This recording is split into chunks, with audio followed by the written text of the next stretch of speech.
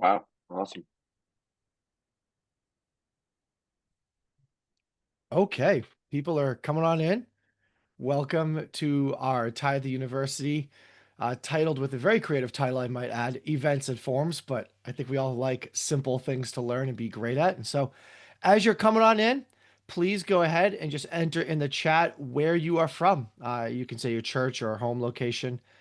We just want to know where you're at and what you're doing. And so, my name is Daniel. We'll do a better introduction in a second here, but I am from Chelmsford, Massachusetts. So that is about 45 minutes or so northwest of Boston.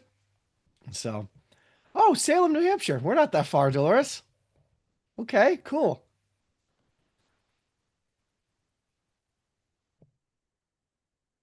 Michigan, Golden, Texas. I didn't know Golden, Texas is in Sandwich. I know of sandwiches. San Jose. So you gotta be a Sharks fan if you're from San Jose. Birmingham. Okay, wow. Maine. All right, dude. Wait, Ty, did you ever been to Maine? I we went in April. Beautiful. Had fresh lobster, like No kidding. picked, Okay. picked, and the lobster roll. Man, we enjoyed it. We only got 3 days, but my wife and I have already Dude, discussed going back. I love it. Well, if you're coming up this way, you'll have to ping me because I'm not that far. Well, it depends on. I could be 7 hours away from a point in Maine, or I can be 2 hours a point in Maine. So it Yeah. really is a large, long state. Fun fact: Maine was actually part of Massachusetts at one point, and it only just barely connected, and then they just made it a separate state. I forget the reasons why they did it, but it used to be part of Massachusetts, which has been ridiculous. But anywhere else, just go ahead and pop in the chat where you're from. We're gonna get started in probably 2 minutes or so. Just want to give a chance for people to come in. We know these Zoom event meetings just pop up out of nowhere and you're already doing something else. And so we're grateful you're taking time out of your day. And our goal here today is have a great time and just engage you and help you learn more about the wonderful product of Breeze and feel more confident, especially in events and forums. Um, all right. Glen Ellen, Illinois. All right. Sweet. Well, we got 44 people in here. I think we'll give it another 10 or 15 seconds and then we will get started. But we are so glad you're here with us today. Yes, this will be recorded. It's a very common question. And yes, it will be emailed out to you afterwards. If you registered, which I believe you have to be to get in here, you will get this recording and registration. I will emphasize this a couple different times as we go throughout this. Please state any questions you have in the Q&A button, which I'll show you a slide of that in a second. But it's always something necessary to say because we want to make sure we get to your questions. But events and forms. But meet your team. My name is Daniel. I have been with Tithely for like 4.5 years now. So this is kind of great. I love it. It's been here quite a while, but I've enjoyed every minute of it. Go ahead, introduce yourself. Yeah, I'm Titus. I have been with Tithely for November will be 6 years. So Man, I was a Breeze guy before I was a Tithely guy, but I have become a Breeze Tithely guy along the way. So more Tithely than Breeze now. awesome. Yes, and Titus also mentioned having his wife in a picture always makes him look better. And so there you go. I need Yes. to take that I want you tactic looking at my myself. wife, not at me. All right, here we go. Question of the day. If you could pop this in the chat, this is a little bit of warm up. Oh, I skipped over it too quickly. Question of the day. It's a little bit of warm up, and I think it's a fun question. If you could instantly become an expert in one thing, what would it be? It doesn't have to be super complicated, but you just know, like, I wish I could just do this without any training. Okay, scripture. Yeah, I mean, that's always a great one, right? Oh, host and panelist. Hold on. Everyone's only chatting to us, not to each other. Oh, I guess that's the point. Yeah. Um, Speaking of foreign language, okay, golf. All right, golf is a good one. Golf takes a lot of effort. I always say this. I've been asked this question a bunch. I would say electrician or electrical work because it scares me. I could do plumbing, carpentry. I could do a lot of different things, but electrical work is just horrifying to me. What do you got, Titus? I would do Mary Wright took where I was going. Speaking of foreign language, I took 4 years of high school Spanish and uh, pequeño, poco, poquito. Remember, I had a conversation last night at church with a lady who's from Costa Rica, speaks very little English. I'm from America, speak very little Spanish. And we merged. We got there. We had a conversation, but it reminded me that I just wish I should have put more time in. I could still do it now, I know, but that would be awesome to be an expert in that. Awesome. It's always fun to think about something you'd like to be really good at. Brand new in my job, anything about my job. Yes, Loma, thank you. Anytime you start a job, you're like, ah. It's just that window of time. But okay, let's get moving into this so we don't take up too much time of just fun discussion, though. I think we'd enjoy it. Communications, yes, Dorothy.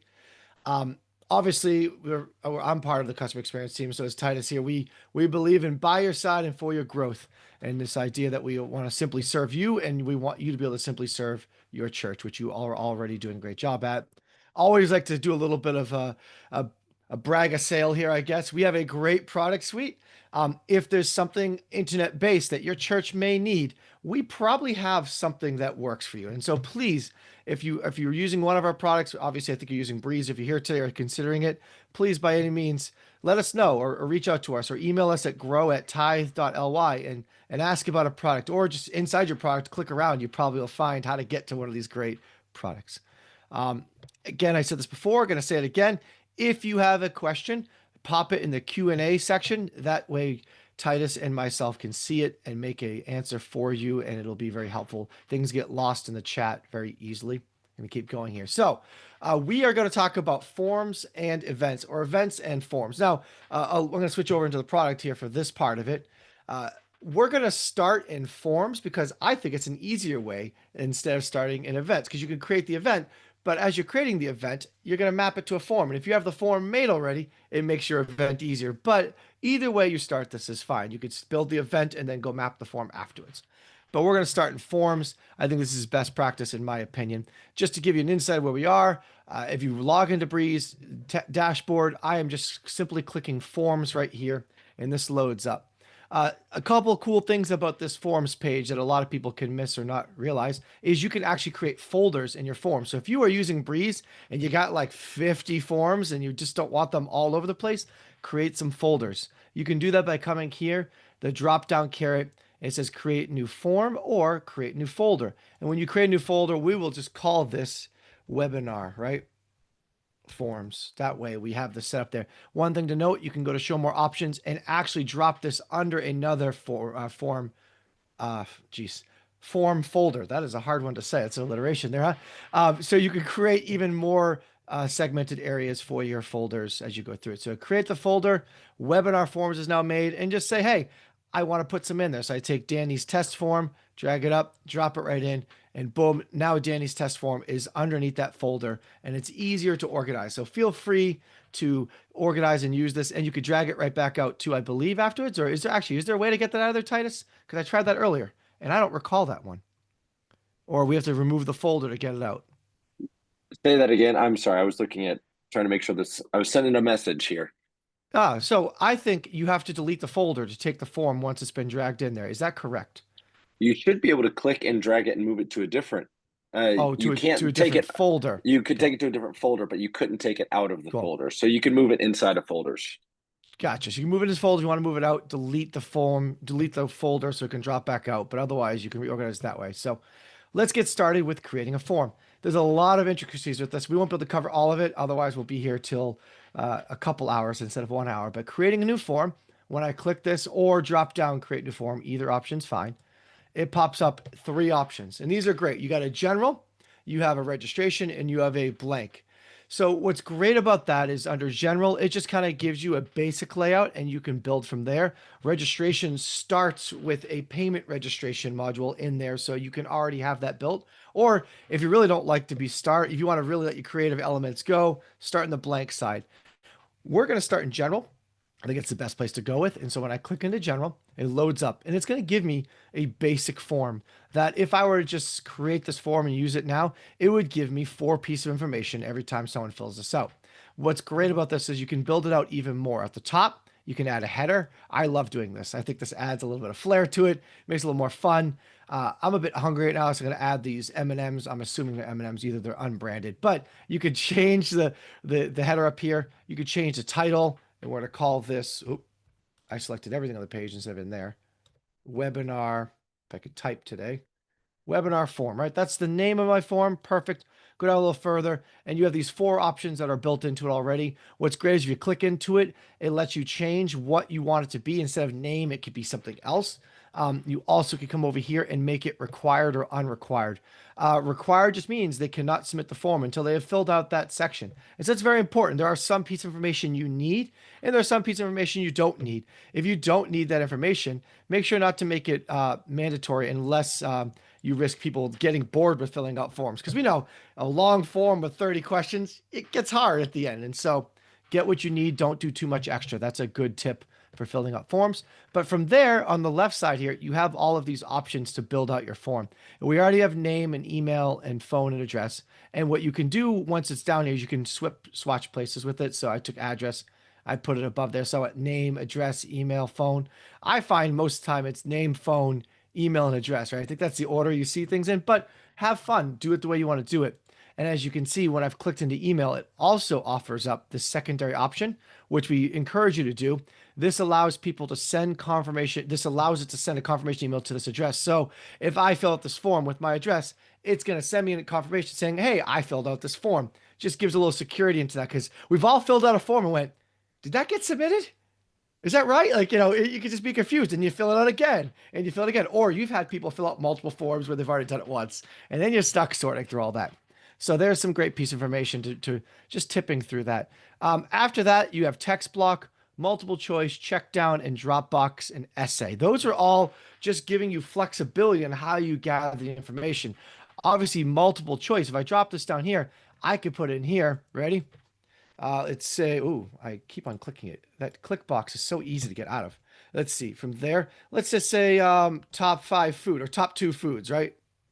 So like that. And then I can come over here and because it's multiple choice, I can kind of pick my foods and go through all that and make it required or whatever, maybe top foods, I should say, not top 2 foods. So top foods, and then you pick the options and they go through and pick their options, right? That is your multiple choice. Where a checkbox, people can come in and check off a couple different things that they want from that options there as well. And so there's a lot of great things you could do with the form. Drop down is pretty obvious. It just brings a drop down bar. Essay is if you're looking for some more meaty information, some more answers, you can have them write a much longer segment of data.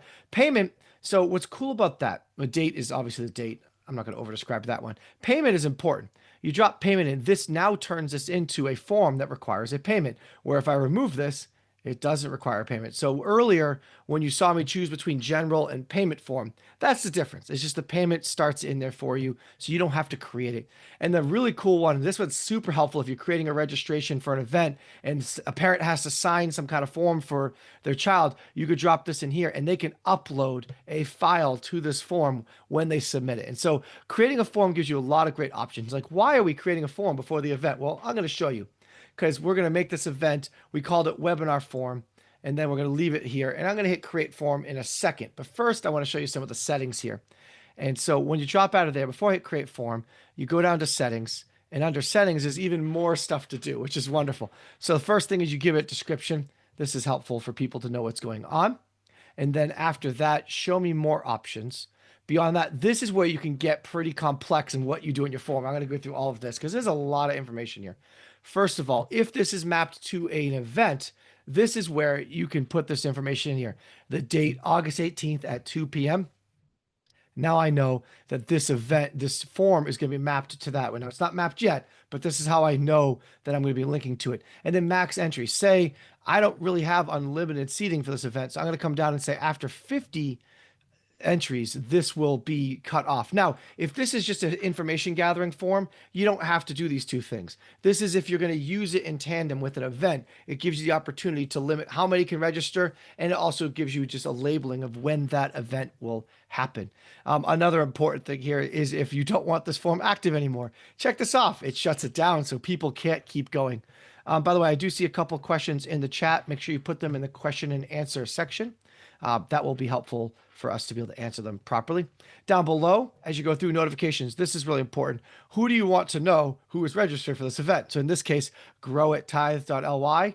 Or I don't need to know. There's going to be 1,000 people registering. That's going to be overwhelming. Just check that box because if you don't want your you don't want your folder looking like you're filled up. You also can add in 2 or multiple people to know who is getting these email responses. Finally, you can create a confirmation email and a confirmation page, and you could choose who those emails come from. So in this case, Tithely Success, come into here, type in, thanks for letting me know, thanks for filling out this form, and it'll do the smart form and let them know their name, or confirmation, you've successfully filled out this form. That will pop on the page afterwards. Either way, this again just gives security to people, lets them know that, hey, you've done this form and it's filled out. And so I'd like to, that's a really helpful way of using this form. After that, going down a little further, appearance, this is where you can have some good time, right? You can choose the colors you want to pop in here or even custom it out. Um, you can have a lot of good time with how this form will look for you. Going down a little further, payments. So if it is a form that's receiving payments, you can choose which fund those payments will be tracked in. So this is really helpful when going through. So say it is a student ministry event. Well, I have put it there. So now anyone who makes a payment through that, if I want to go see those payments in my Breeze accounting element, I can go into the student ministry and those will be saved there for me to be able to see. And so when you're making a form, take the time, really build out and make it detailed in the way you need to. Going down a little further, going back to fields now. The last thing I didn't mention, and I do want to mention now, is you can add section titles and section descriptions. So obviously this form is kind of basic, but if you wanted to add a title up here above the name and call this, basic info, right? So we know what's going on. And then below here, you can add in another title called extra details. If I could type in there when it does that. I don't know why I click off that so easily. Extra details, right? And now you have a section of the form so people know what's kind of going on. Okay, this is what I need to give them. And maybe down here, you check all these off as not required so that if they wanted to give extra details for what the event's going to be, they can. If they don't, we don't have to. And then finally, a description. If you want to put underneath those extra details, an idea of like, please tell us if you have an opinion of what should happen at this event, you can fill that out, or please give us extra information, or you can give them a more of a narrative of what you're looking for. It really does help us understand what's going on there. Someone said, I forgive you, which is funny. It threw me off. I apologize. That made me laugh. Anyway, Katie's gracious. thank you, Katie. Anyways, I should stop looking at the chat, but I can't help it sometimes. Either way, really make the form look the way you want. And now it's ready to be created. I'm going to hit create form. And I think I made an error here, so it might tell me. Oh, I didn't. Good. Sometimes I add stuff in and it says, hey, you should have fixed this or that. Titus, anything to add in? You look like you want to say something. Yeah, I was just going to add one thing, Daniel. So, and you may have said this, might have been answering a question. When you're setting up those form fields as well, make sure if it's information you're going to want for a profile in your system, make sure you match your profile field to the form field. Ooh, If so, yes. that'll auto update your profiles. Mm, So, especially if you're doing like a new visitor registration form, if you're trying to yeah. gather that information, you want it to Okay. match exactly with what the profile fields say. So that way it'll auto update, it'll create a new person for you in the system. So just wanted to add Perfect. that little nugget in there. I do love that. And I will actually take a sidestep and show that real quick because the event size not going to take as long. People, if you go into people, not you people, the people up here, but everyone listening. If I go into Kate Austin and you click into this and we can see she might have an extra element in here. I don't know if there is one that we've added in for her. T-shirt size. Perfect. That's another one, right? That's not a standard one. So t-shirt size, if you were to add this into the form exactly as this, that's what you're saying, Titus? If we add t-shirt size right into the form, if I were to Yes. copy this or put that into a form, if Kate filled out this form, then we would get her t-shirt size, which is really helpful information. If you put it as T size or you put t-shirt as one word, if it's spelled differently, it's not going to map it for you. So make sure Yeah. if you are creating a form, very helpful information. Thank you, Titus. That is a Yeah. great tidbit for us to know. All right. So we got our form. Let's go into here. It is called, I want to make sure I have the right name, webinar form. No one's filled it out yet. So I'm not going to fill it just yet. What we're going to do is go into events. And now I'm going to create an event. And so on the events page, there's some great information here as well to follow through. First of all, if you didn't know, you can have multiple calendars. You can have a leadership team calendar, a campus calendar. You can have a family calendar. You can have whatever college mission you can see on there. You could create multiple calendars, create events within those calendars, and then share those calendars individually the way you want to share them or embed them on your website so people can see what they want to see and not every single calendar.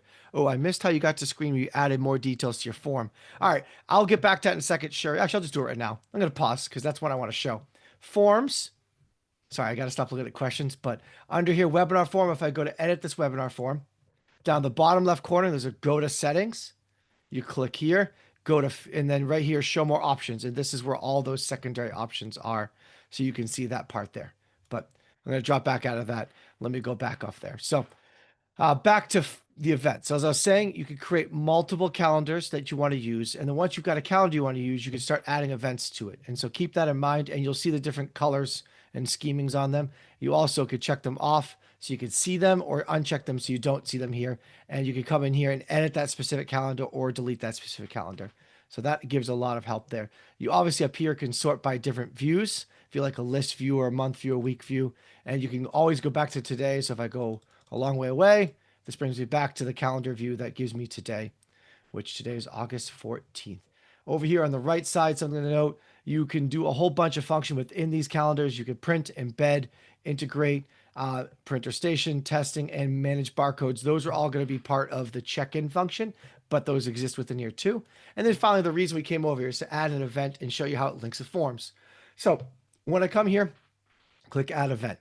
This is where I can really build something out that's special. Now, I believe my event was on the 16th, but if I misremember this, it's not the end of the world. But I'm going to call this webinar event. I come in here. It starts on the 16th, I think is what I said. And it ends on the 14th, or the same date, the 16th. It is not an all day event. It does not repeat, just so you can do that. But if you want it to be an all day event, and if you want it to repeat, you can do so. And it starts there. I'm going to say it starts at 2 p.m. I think that's what I said, but if I misremember this, it's fine. 2 p.m. to 4 p.m. You can always go back and edit it, which is a great part. So I got my window of the event. It's not all day. It doesn't repeat. And then I picked the calendar. So I'm going to put this in the college ministry calendar. And from there, I've set up a base element event, but don't click add yet. Because what happens is you can come up here and add some other details, which are very important. So I click details. I have my description, which is how I want to describe the event, and my location. And I come here and choose student center, we'll say. So I'll say this event is in the student center. If I want to pick multiple locations, I can. If I want to manage locations right now, like, oh, I don't have the location added in, I can go do that right now as well, which is really helpful because you don't have to go chase around that information. It's built right in. Another cool element here, by the way, there is an HTML source code function, so you can embed stuff in this description. Keep that in mind. There's some great helpful ways to play with that and really be creative in what you can do. Lastly, check-in. This is why I made an event form before I made an event, because when you get to this step, check-in eligibility. So this event right now, anybody could check into it. There's no restriction.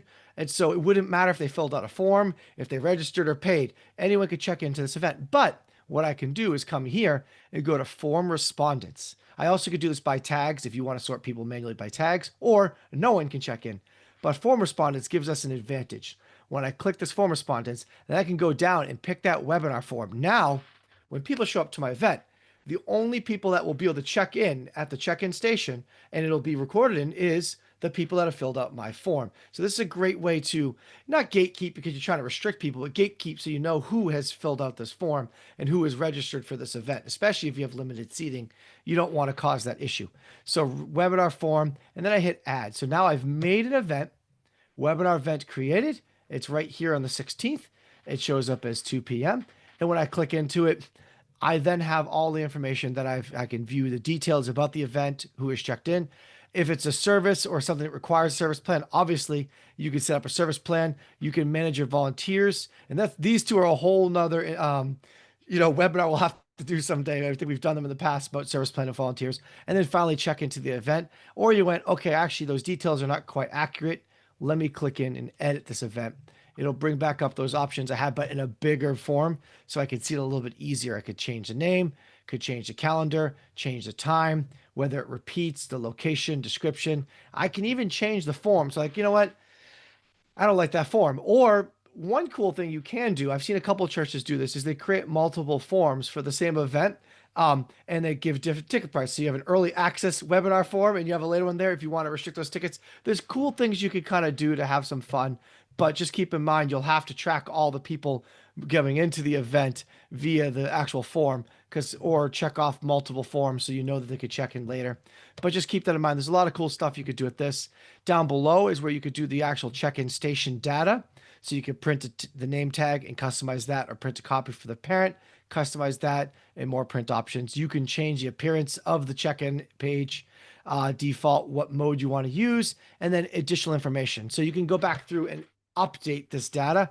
Another great element too is on the left side here, you can go back to the overview page, which will show you who is checked in and what's going on. You can go to the attendees, so you can see who actually attended the event, right? You can go to the plan, which is where you can organize the service in the order of how you want the service to go. So that's another function that, again, we're not covering today, but you can go through all of this and really set up this base level. If you're ever using this little tip, we have a built-in template getting started. Just start with that one there and you can edit it. It's really helpful, but there's a lot of great ways to build out that. Reporting, if you're looking for reporting of that event, the check-in page, when I click this, opens up a new window. This is going to look like you could pop this up on a computer, check people in, and start searching for your names. Now, no one is checked into this event, or no one can, because no one's filled out the form. If you had made it everybody, anybody could check in, but there's a lot of great elements within this check-in form. Over here, you could do a full screen, you could do the settings, or you can add a person manually to the event if you'd like, and add without checking in if you'd like as well. So it gives you a lot of great options, and you can really build out from there your check-in portion of the event. Back to here, volunteers. Below that, you can actually set up your roles, volunteers. If there's no volunteers, don't worry about it, but you can really build out your volunteers. You can give them a name, the leader of that, and how many volunteers you need. So if it's a teen event and you need a couple people to serve food for the meal, you could be like food service, role leader. You could pick who's the leader in that group, and you could pick, we need 2 people, and then you could continue to add people to those volunteer lists. It's a great way to track the volunteer elements you do have. And then finally, settings, which is where we started when I first clicked in. It gives you all the settings of the event and go from there. You also can swap through and pick other events right from here if they exist within that calendar. And so you have here an event set up that's mapped to a form. And as people fill out those forms, they'll be registered for the event. What I'm going to do now is I'm going to fill out that form and show you me registering for the event so you can see what it looks like on this side. So we got the event built, we got the form built. Now we want to see, how does this form work? So webinar form, I come in here, I could view entries, view form, or share form. I'm going to click view form. And as I click view form, it loads up and look at that. It looks the way I made it look. I choose the purple color. I chose the unbranded M&Ms or Skittles, depending on what you want. I'm a chocolate guy, not a sweets guy as much. So there we go. August 18th. Oh, but look, I found my mistake. It wasn't August 16th. It was August 18th. So that's pretty helpful. I go back, check the form out, realize I've got the wrong thing in the description. So either I want to go change the form or I want to go change the date of the description. What I'm going to do is instead go to the form, go here over on the far right side, which is where I can copy, edit, archive, or delete. And I'm going to go to edit. And I'm going to go back to that settings area I showed you, show more options. And instead of saying at 2 p.m. or August 16th p.m., I'm going to say it's August 16th. It's August 18th. Hit save. And now that will update. And I've corrected the mistake I made. And now I go back in, I check out my form to make sure it looks right. And I come in, oh, perfect. It's actually the right date. So people know what they're registering for so that I don't give them misinformation. So then I come here, put my name in, just say Dan, last name Mac, phone number 123-456-7890, email address, because I need an email address, but we'll just make something up. I don't think there's one of these there, so hopefully I don't get in trouble with saying something weird, but I'll just do this. Mac address, street address, we'll just do something fun. And right, and then pick, so you fill out this information. Now notice here, I want to point this out to you as well. If you see the star, that means they have to fill it out. And so that will note if I don't fill the information, when I come down here to hit submit, it's not going to work. So zip code, I don't know what the zip code of that is. So 1, 2, 3, 4, 5. Extra details. Okay, so I got the extra details, awaiting text. I never actually put anything in there, so it's not going to fill it out for me. But, or that was the generic subtitle I put in. I didn't type anything in, so it's just telling me I didn't put something there. Make sure I go back and do that. Top food options. Well, I want option 1 or I want option 3. And then unnamed label, I didn't give anything there, but I want actually these 2. And then uploading something. Now notice none of these are stars. I don't have to fill them out, but I can choose to. And now I'm going to go in and say, okay, my information's right. Check it out. Hit submit. I've submitted this form. So now you've successfully filled this form. Thank you. Return the form. If that email was legit, the email would pop up there letting me know I filled it out. Good stuff.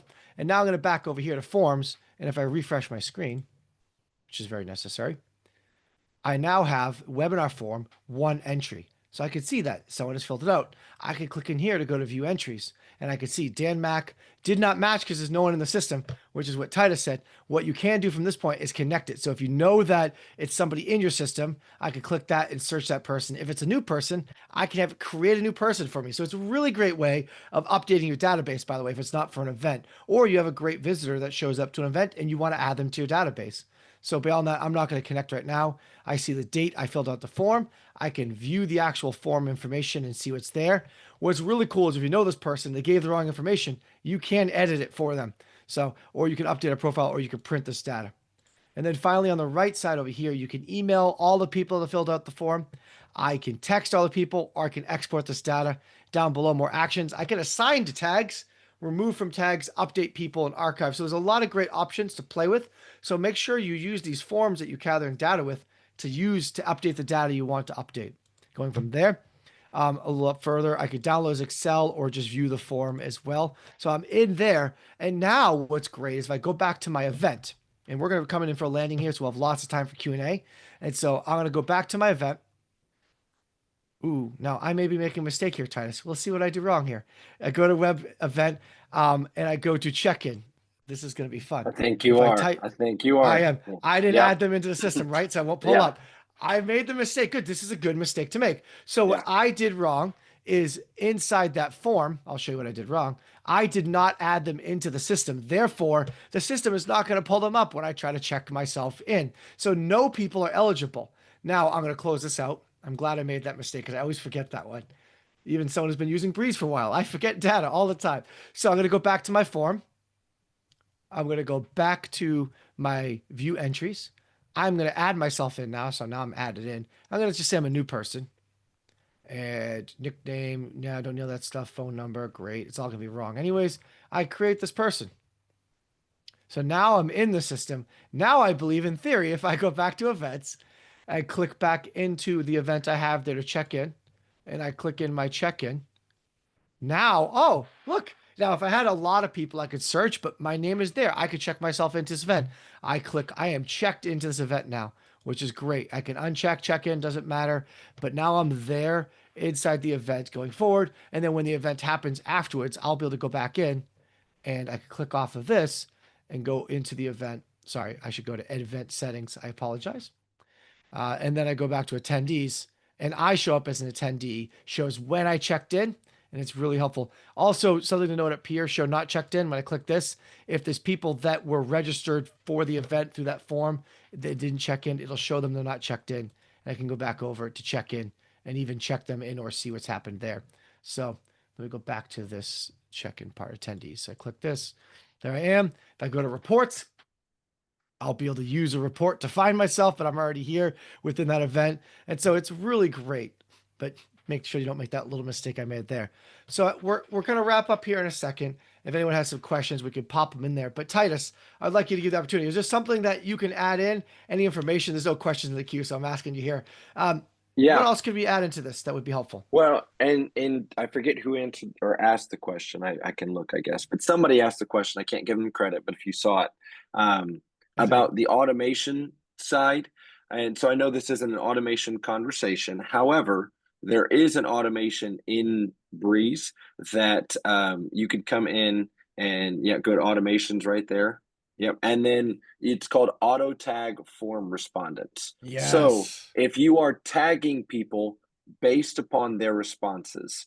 So Great. let's say you just use that food option. For whatever reason, we're playing out a world where you had a pizza group, a pizza tag, you had a Chinese food, and you had a breakfast food tag.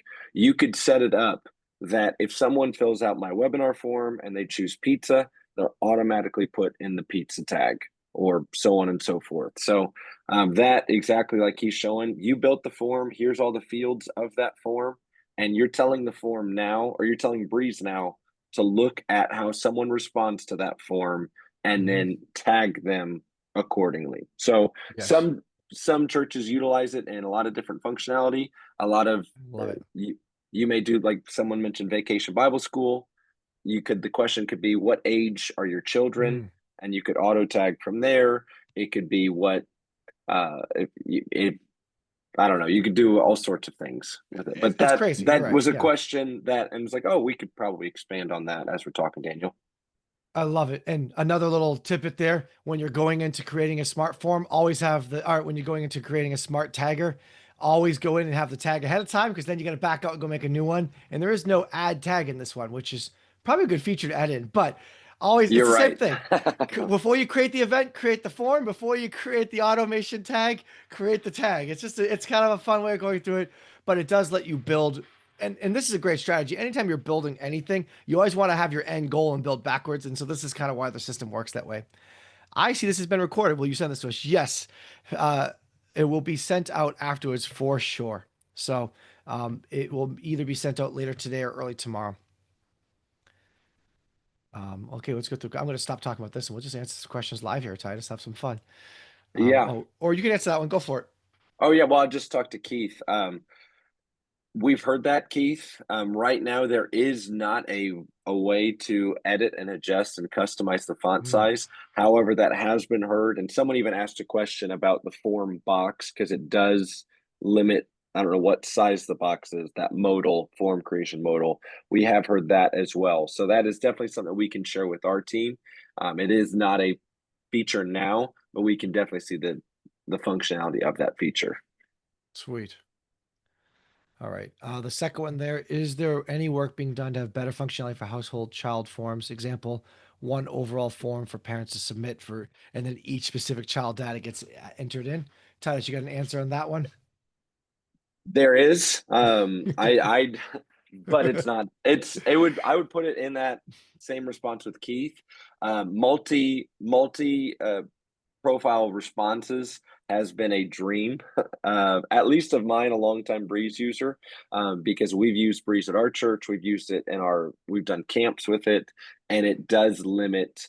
Um, there's a way to set up the payment tiers and a way to do multifamily, multi-children. However, Mm, like what you're asking, Stephen, you're not creating a brand new profile based upon those responses, unfortunately. So I do know that there has been conversation. I do know that that's been a long requested feature in Breeze, but we don't have a time of arrival. We don't have uh, you know, our product team doesn't have a roadmap per se as to when that should come out. That is just something that's internally. We hear you. We know that that is important. awesome. And Mary, you never received it. I do apologize. Do you know which one it was that you didn't receive? Maybe it never got sent out, or maybe it got lost somewhere.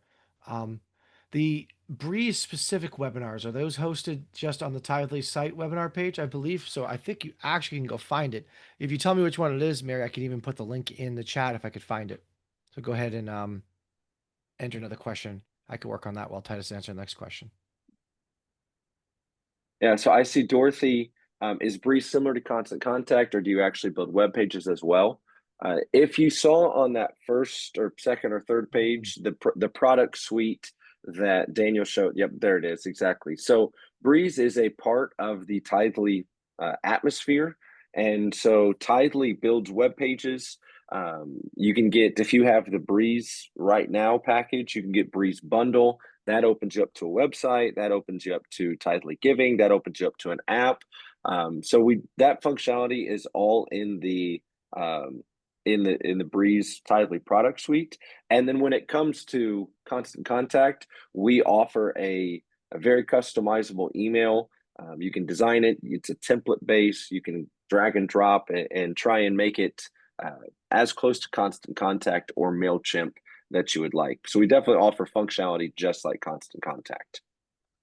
awesome. Mary, I'm going to type the answer and for your question, there's a URL that has all of our webinars that we've hosted. Actually, I'll just pop it in the overall chat too, because it probably is something for people to know. Most of the time, I believe, unless there's some reason not to, you'll be able to find all of the different webinars we've done up on that website, and you can go check those out. That's very helpful.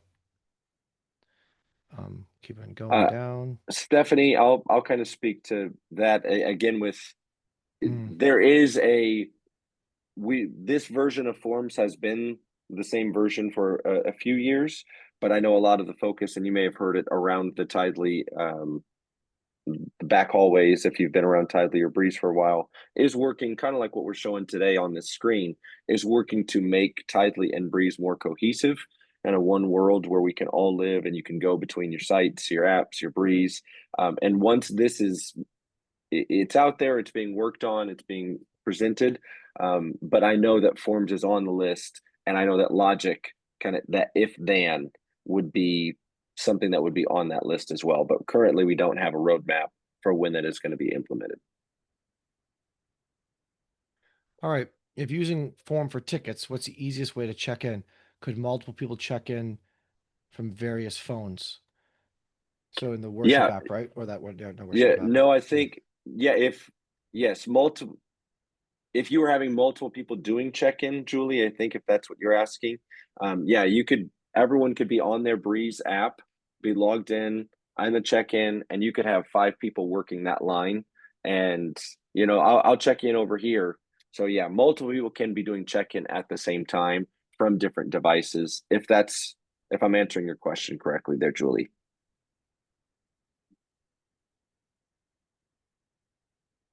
And what we got there? Tags.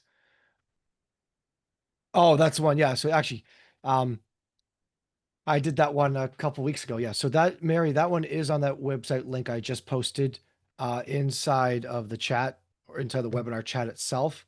And I believe, to answer it live too. Yeah. So there you go. You should be able to find it there. No problem. Awesome. And if you aren't getting the webinars for whatever reason, if you've unsubscribed from Tithely or Breeze emails, those are the webinar follow-ups are considered marketing ones, so they don't get forced to you. So you might not receive them. And so I would just double check and make sure that you haven't unsubscribed. If you have unsubscribed and want to kind of reach out, any old Tithely or Breeze email down the bottom, there's an unsubscribe option. You can always click into there and it brings up your subscription settings and you could choose which type of emails you want to receive and not receive, just like a lot of it there.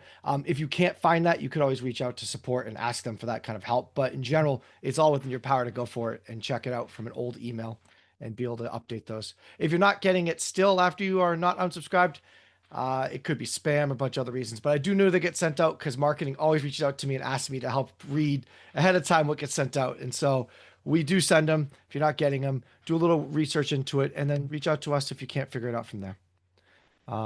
For event check-in, instead of looking up by their name, is there a way a person can receive a QR code? Oh, Titus, go ahead, answer it. Oh, sorry. Oh, Oh, sorry. Yeah. I didn't know that notified. Sorry, I was just going Oh, to answer it live with you. uh, Yeah, unfortunately, like Eventbrite is great at this. If mhm. you've ever utilized Eventbrite, they do give you that QR code. Breeze does not offer that functionality. What we can do is basically what we've discussed. For there's check-in mode, there's search mode, there's kiosk mode. So if you're utilizing check-in for a church and you want to check people in, they could come in and type their phone number and check Mhm. in, especially more for kids check. But we don't have a QR code for this event registration, form registration that we're talking about, unfortunately. But great question. And I did want to type in here. You can also come in and manually just enter in the head count. So if you forgot to check in altogether, but you want to keep record of it, you can click head count and just come in and check in anonymous people. So say there was 100 people there, but I forgot to do it. Hit this save. That means there'll be other people checked in there. So total attended, the total checked in people plus or and then minus 100 to what's actually anonymous. So you can actually track the total amount if you know who showed up to your event but forgot to do the check-in part or the system didn't work the way you wanted to, whatever that might be. So I was to show the head count function there as well. Um, do you think it'll be an available option in the future for the QR code? Is that the follow-up? I Hmm. think it is. Yeah, Uh, I don't know. yeah, it'd be great if it would be, but I've not heard anything on that. So I don't want to just say, oh sure, we're going to build Yeah. everything because of course we can't. So I've not heard anything specifically on that, Chad. So sadly, maybe not. Okay, and barcode instead of tickets. Titus, this is where I'm not as super familiar, but I come in Yeah. to add Oh yeah. barcode, correct? So, Yeah, well, and I think if Julie's in the same vein of QR code, if that's kind of the same vein, then it really wouldn't be working with the form respondents the way okay, we it's would just like me it to with checking. the Yeah. barcode. That'd be more for like a child check-in that you could assign a barcode to a parent with their family, and then every time they just show up, they could use any barcode. You can assign it to anybody, or Okay. any code. It could be like a library card, a gas station card, a gym membership barcode. You could utilize any barcode and just check in your family as they come in. But it wouldn't. There isn't a way to send a barcode with a registration, so that way they could do the check in on the registration side or form Gotcha. registration. So I mean, these ideas are wonderful. It's just Oh part of man, I love the it. Yeah, if we get if you have a magic genie and just asked everyone to give a question of what you'd like a feature, it'd be a great way to go about it. But yeah. alas, technology is time and energy. All right, thank you, Stacy, for that. So Stacy wrote here, adding your own QR code is pretty easy as long as you have a page to send them. So I mean, I guess yeah, you could try that, but you still couldn't use it to check in, right? It wouldn't read that functionality. It would just be a way to Yeah, have the QR code. So yeah, you could connect that QR code, but yeah, it wouldn't go into that check-in system ultimately. you could use a QR code that is mapped to the form, and that would pull up the form, right? And then go from there. That could be one way Yeah, to kind of play around with it. But I've done that a lot when I was leading a church. I used QR codes all the time, though. It took a little while to get all of my members learning that it wasn't going to do something bad to their phone, but we'll go from there. Um, yeah. if there's any more questions, we got another minute or two here. But as we're looking up for questions to come, oh, that's what we do. Perfect. Nice, Evan. What I'd like to do actually, so go a little further down, skip over all my nice slides I made. Q&A time, I always forget that part. Learn more at tithelyuniversity.com. That's where a lot of these videos are hosted and other stuff as well that you could see. Join our Facebook group. We still have our Facebook group, right, Titus? This is not a dated, right? There's still a Facebook group for Breeze. There's still Perfect. a there is still a Facebook group, active Good. Facebook group. Yes. Oh, and what's great about the Facebook group, by the way, is if you want to ask a question and say, who has done something like this, dot, dot, dot, you'll get an overwhelming response of people that have found 10 different ways to use our system that we never thought of. So I've seen people are stuff on brilliant. there. I've seen stuff on there that's like, why didn't I ever think of that? Like, how I did they know. come up with that, using it that way, that test case? So yeah, It's great. good And community. then what I really want to push, this is not a clickable link on here, but we can actually, Titus, if you could pop that in there, if you have the link, perfect. This is our next event. It is next Thursday. I keep thinking it's a different day. It's next Thursday, August 21st, 10 a.m. Pacific time. So that is a 1 p.m. for us East Coasters. So you know you're at the right page there. This is a great event. It's a lot of fun. When they say win lots of prizes, they are giving away prizes throughout the whole event. If you want to know what's coming down the pipeline, and this one has a huge announcement that I really think people are going to be excited about. We're looking forward to that, but definitely sign up for this event and watch it. It's a good time. And Dean and Frank make it very enjoyable. All the other people make it great too as well. Titus, what you gonna say? Yeah, I think you'll need to. I think I can only in my chat or in the chat, I can Oh, only send it to us. So you'll copy gotcha. that link and you can. I Yeah, will I think do you that. can share it out there. I just want to make sure I people will can do it. get that link. It's weird. Yeah, let me do this right now. Yeah, I see you directed me, so let me pop it in Yeah. here. There. That's the link you popped there. And if you click the link, this is where you're going to see a version of what I just showed you, but it's live. So there you go. Event is in 7 days and 12 minutes and 2 seconds. Cool. Register. You can register here.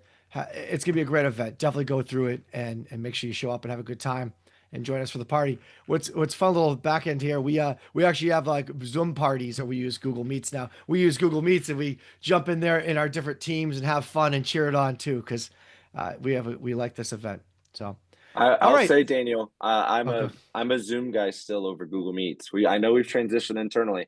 I'm Yeah. still a Zoom guy. It's hard. I prefer Zoom. Zoom's Yeah. home for me, but that's a personal thing. Yeah, yeah, it's a personal thing. We can't market too much what we like, but hey, it's good. I agree. I have one of the few Zoom licenses, so for the webinars, because webinars are easier with that for sure. So, all right, well, we're gonna wrap it up here. It's 12:48 my time. Some of you guys are different time zones, but this will be sent out in an email. If you don't get it today or tomorrow, like I said, check your spam, check your subscription elements. Make sure you're not unsubscribed from market emails in that kind of function, because you probably won't get it that way. And then lastly, if you can't figure that all out, just shoot an email to support saying, "Hey, I haven't been getting these events or these emails," and we can see what comes your way that way and give you some help. But as always, any questions you need from us, reach out. Support at tithe.ly for any problems or issues, or even just how things are working. And if you need some onboarding support, grow at tithe.ly as well. That team's there to help you. We got lots of resources. We want to make sure you're taken care of. And so I think I should jump back to my PowerPoint, which is here. which I popped out of. And I think that's it. Yeah, that's it. We're by your side and for your growth. Everyone have a wonderful day and thank you for joining us. I'm gonna unshare here so we can actually end it. There we go. Have a great day, guys.